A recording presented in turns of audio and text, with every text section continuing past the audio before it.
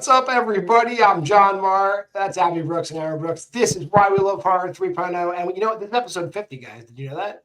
Wow. I'm glad we have such a great movie for our 50th show. In honor of number 50. You clicked on the thumbnail. You know what you're getting. Hello, world. I'm Maya. I'll do anything to protect you. Hello, Aya. Welcome home.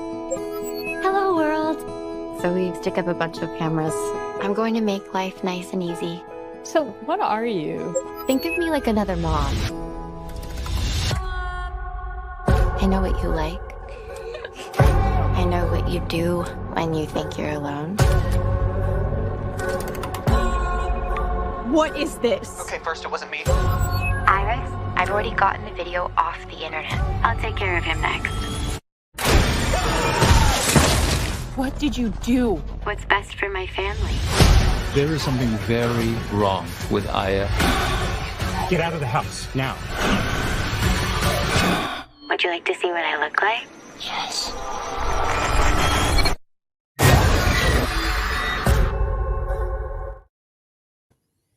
Yeah, from the studio that brought you Megan comes Megan again. And Aaron, you were talking about the director, Chris Weitz. What else is this guy do? What's this guy's resume that makes him capable of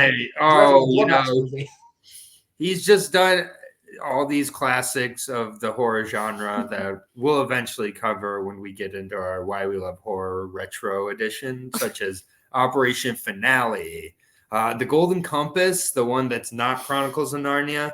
And then, we've got New Moon, one of the Twilight movies. So I guess that's horror adjacent. I mean, About a Boy. Let's not leave out the main About a Boy. What could go wrong here with AfrAId? Yeah, AfrAID. Yeah. AfrAID. I'm still struggling with that name. It's not as easy as Mithrigan. Who wants to take a crack at the old synopsis here? I will, because this movie doesn't deserve a good synopsis. So you get me, which gives the worst synopsises. So it's about this guy. He works for a company. I don't know what the name of the company is, but they have an AI system that they want to try out called Aya, or however you say AIA. Reverse says the same thing, just like the address, which is 13031, which reverse is 13 both ways, which I'm sure is a bad omen also. But this movie, it's about this guy. He works for a tech company. They want to try out the new tech in this guy's home, and things go wrong with the tech after it's installed. I got to correct your shitty synopsis right off the bat. He works for the marketing company hired by the tech company. Marketing tech company. I'm sorry. How dare you get the plot of this movie? Get at me in the comments, because I forgot everything about this movie already. Yeah, John Cho is the dad. He is a marketer. This other company that has Skynet Light comes to him and wants him to help out. And the mom, Kate Waterston, but she's like a stay-at-home entomologist. Yes, bugs, insects, right. I'm sorry. The details of this movie, we saw it last night. And so this movie's fresh. There's no excuse for me to forget as much as I've forgotten, except for this movie is very mediocre. Yeah. Well, Abby, let's get your initial thoughts. Aaron and I are laughing with each other way too much. What do you think? Well, I mean, so the movie's not good, but it wasn't as terrible as I thought it was going to be. It's still not good. Like, I'm not going to say that it's a good movie at all. It is like it should have come out in that like string of movies when like Night Swim and Imaginary and all that came out, all of the Blumhouse movies. Yeah, I mean, I think they could have done something neat, maybe, and said something useful about AI and how it's being used in our society today. But I don't think they really did. And they didn't really commit to any, like, saying anything interesting. They also could have been goofier, and it wasn't that either. So it's just kind of, I don't really know. I don't know what it is, kind of thing. Yeah. Let me just do this. Yeah. Blumhouse. I don't know what, like, do you like kidnap like mediocre directors' families and like force them to do every dumb fucking thing you want them to do? Like, all of the scares in this movie are the cheapest, ridiculous jump scares. Like, I yelled fuck, and if I had something to throw, I would have thrown it at the screen. Every scare is just like something like, right? That's all they do the whole movie. And like I said, yeah, Abby's 100% right. Is this the worst movie of all year? No. Is it the worst Blumhouse movie? No. But is it like not good as well? Yes, it's also not good. And it's everything you hate about Blumhouse. Everything you hate. But David Dastmalchian, we love you, King. He's in this movie at least. John Cho as well. Yeah. Like, let's just like, I probably hate Blumhouse the most of the three of us here. Well, Like, honestly, I don't know. like I would. I'm Okay. the most hurt. You might hate him the most, but I'm the most hurt. I feel. Yeah, like consistently, I don't like Blumhouse. And like, you know, the days of Get Out are a long, long time ago in a galaxy far, far away. The days of Cam are long gone. Even the days of Dash Cam, which everybody has wrong, are all gone. Like, Yeah. you know, that let's get to some good Blumhouse like Dash Cam with such a likable protagonist. But back to this movie, I'll try not to talk about other movies too much. This cast is stacked. Like Ricky Lindholm is like the first mom. I'm like, oh wow, she's in this movie. Keith Carradine is in this movie as Yes, the he is. boss, who he's like a very, very unwoke person at one point. Like Keith John Carradine plays Keith Carradine in this movie. 100%. yes, yeah, I love Dexter. The season of Dexter he was in. He's using the same exact cadence from then. Probably still with Deb Morgan. Spoiler alert for Dexter. But yeah, like he's in this movie. There's just like that like there's like once in a while an attempt at humor with him where like they'll use a word like unhoused or something, and he'll be like, is that a woke term for crazy and homeless? Bumhouse, stop it. Stop trying. So luckily the best thing I can say about this movie is it didn't try to be funny because good, I guess. Like, but it's not really saying anything at the same time. Like I guess the design of the AI is kind of cool once it comes out of its like Pac-Man ghost shell. Like, but I at the same point, like I didn't really I was just kind of bored the entire time. I didn't think this movie was a horror movie. They just kind of tried to make it a horror movie by like shaking the camera and yelling at you every 20 minutes to wait. It's also PG-13, which is another Blumhouse cardinal sin. It's a PG-13 movie, and it's not a PG. Explore the space. Right, it's a PG-13 where they aren't creative with the PG-13. There's some good PG-13 horror. I've seen plenty of it. Just saw People Under the Stairs the other day. So again, I'm bringing up other movies because I don't want to talk about this one. But yeah, it just, to me, I was forgetting the movie as it was happening, which is like kind of my least favorite types of movies. This isn't the worst movie of the year I've seen in theaters. It's like the second or third worst movie of the year. So not really that high praise. Basically, it's if you take the exposition that they give you in Terminator 2, but change Skynet to be a 13-year-old girl with borderline personality disorder, that is afraid. It just wants to be accepted. It wants to be loved. And if you don't love it the way it wants to be loved, it just lashes out in weird ways. That is what we're seeing here. Abby? Yeah. I mean, I agree with everything that's being said. I mean, I feel very similarly about this movie that I did to Mithrigan, which you kind of mentioned earlier. I mean, I guess they're similar plots, topics. But again, I just feel very similarly to that. I did not like that movie. I didn't like this movie. The best part of this movie was John Cho. I don't know why he was in this movie. Yeah, I mean it Cal Penn wasn't available, I guess. right. Oh, but don't worry, because his son's name was Cal. Yes. I think there's two things about this movie I just want to make sure we get out there. There's a scene where Aya is clearly manipulating the mother. She's like, there's a cool documentary on Netflix the kids are gonna watch. And she's like, awesome. And then she parks the kid in front of the TV and plays the Emoji Movie, which is okay, cool. And then also the bad guy wins, but like nothing bad happens. The bad guy wins, but nothing bad happens.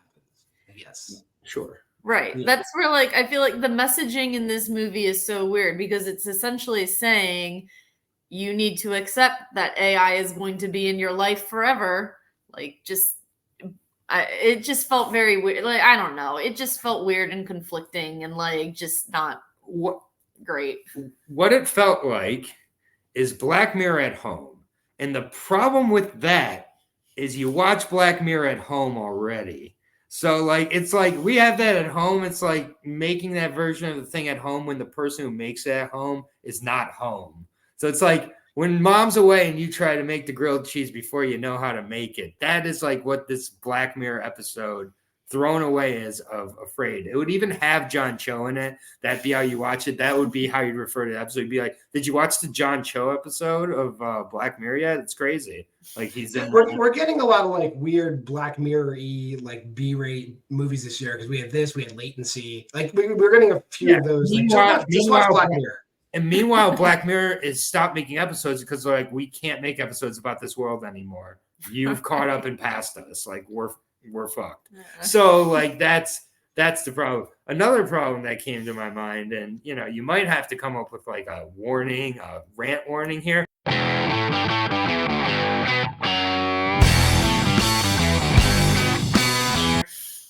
This is a really good idea for bad movies. If you're making a bad movie out there, which this movie knew as it was making it, the About a Boy director knew he was making a shit bomb as he was making this with Ricky Lindholm and all of the above.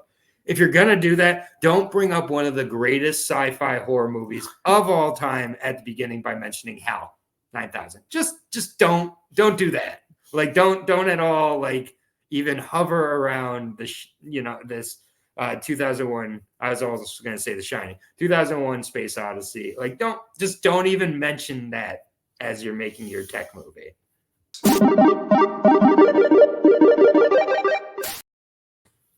I think we all might have the same exact rating thereabouts in this movie.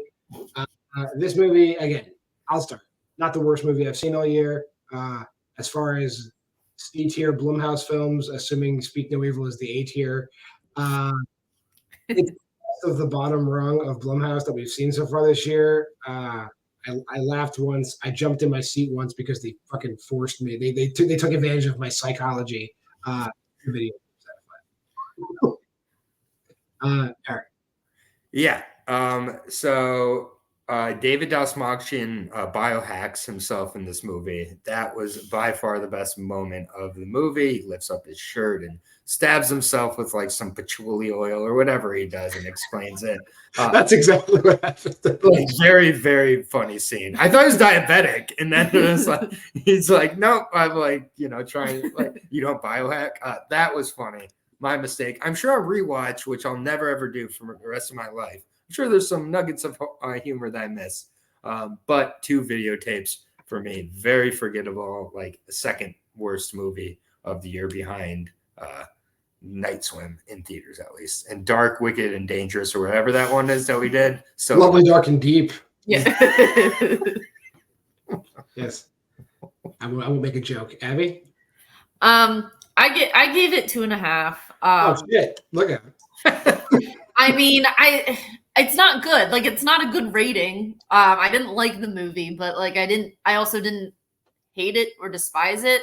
I think the bar was just really, really low. I heard a bunch of people saying how awful it was, giving it half star. I don't think it's a half star or anything like that. 2.5. It's fun. All right, fair enough. Yeah, save your half stars for City of Dreams, which is the worst one I've ever seen. Anyway, we're also doing the Why We Love Horror challenge.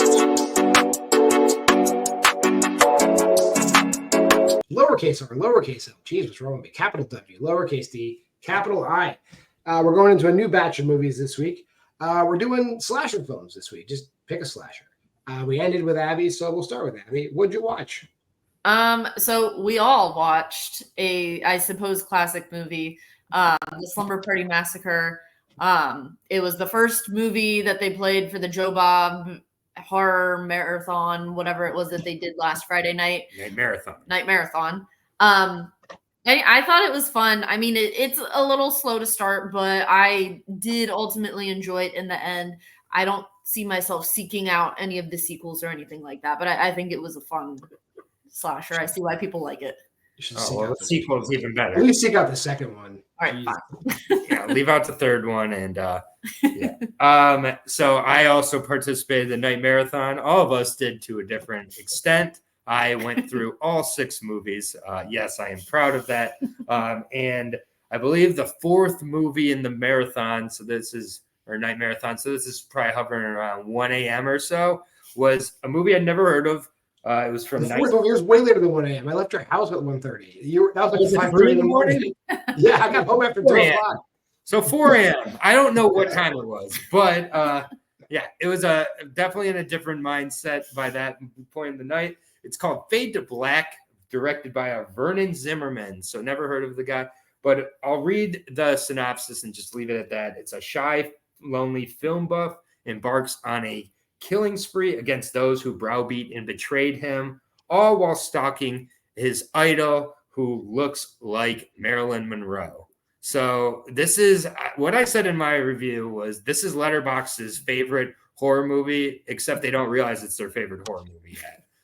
This movie was awesome. If you've seen Theater of Blood, it definitely kind of reminds me of that in some ways, just modernized. And I don't say this often, as we're going to be doing Speak No Evil in a couple weeks, and I'll be complaining throughout that episode at different points, regardless of how good the movie is.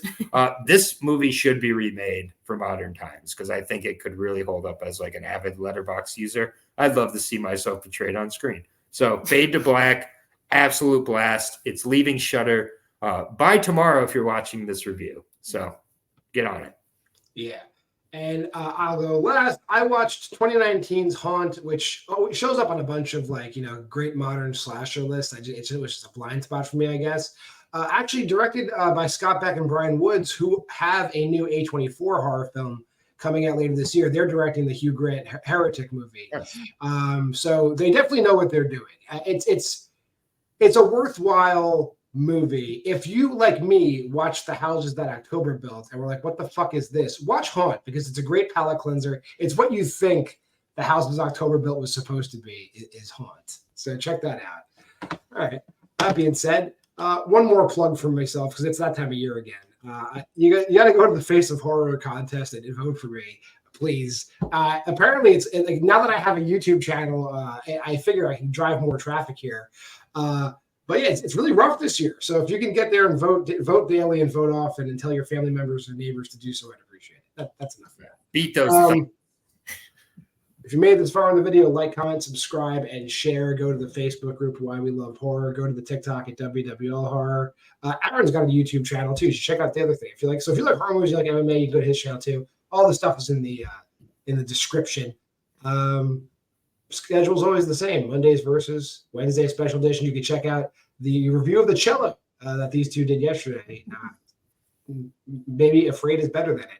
AfrAId today, Why We Love Horror today on Thursdays, and tomorrow, Why We Love Horror Trivia tomorrow. You're seeing the number one contenders match between the 15 seed Rose Lindsay, the number 1 seed Shannon Briggs. 2 people enter, 1 person leaves. Show up for that, and we appreciate you stopping by. I'm John Maher, Abby Brooks, Aaron Brooks, and we love having you.